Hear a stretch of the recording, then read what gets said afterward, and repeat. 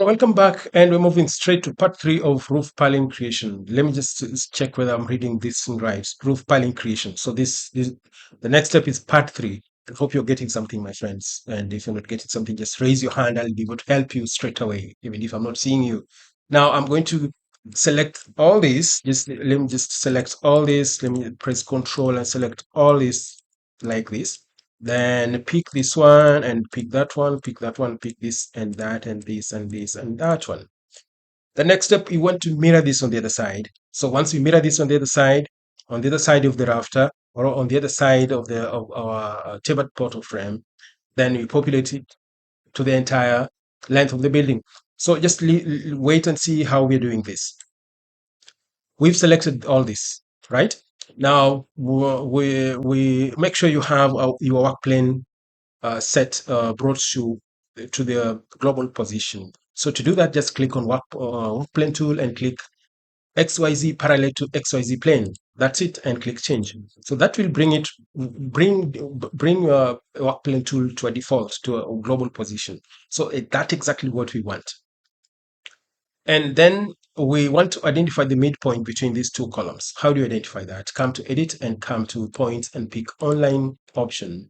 So I'm going just to mouse closer to this, and you can see that square orange symbol. That means my cursor has spotted a midpoint or in intersection. I'm going to snap on that and just mouse closer to this, and you can see my mouse has detected an intersection point. I'm going to pick that. So that will give us a midpoint between the 2 points we've just selected. So I'm going to use this point to create a mirror line for these palettes. So since I've selected all of them, I'm going to right click and come to special copy and pick on mirror. So from here, I'm going to pick on this point and pick the second point to create a mirror line. And I'm going to select that. You can see the angle is 0, 0. And let's see how this will turn out. And if I close, but I suspect there's some mistake we've done, I'm going to click copy and give it an OK. So let's see. There's no error at all. We are within the limits, or we are within the configurations. You can see we have these connections already placed. So I'm going just to right click and select, left click on empty screen to deselect your selection there. So, and right click once again and redraw to remove all these symbols of connection. Now, I'm going to select this once again, select all these members like this, select, I think you're enjoying this thing.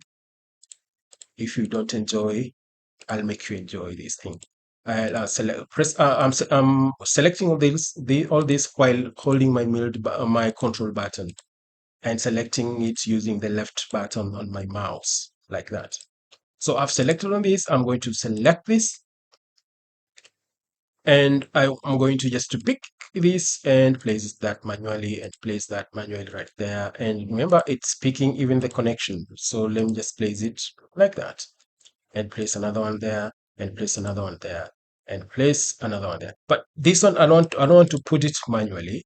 I want to identify the midpoint between these 2 points, this point and this point here. I can as well put it manually, but I don't want to start creating the purlin connections. I want this connection to be just to be mirrored on the other side. That is the purpose why I want to get the midpoint between these two, then I mirror it. Now, I'm within the edit tool here, where I'll be able to get the point to use to make us that mirror or narrow down on the midpoint between these two columns, this column and this column here.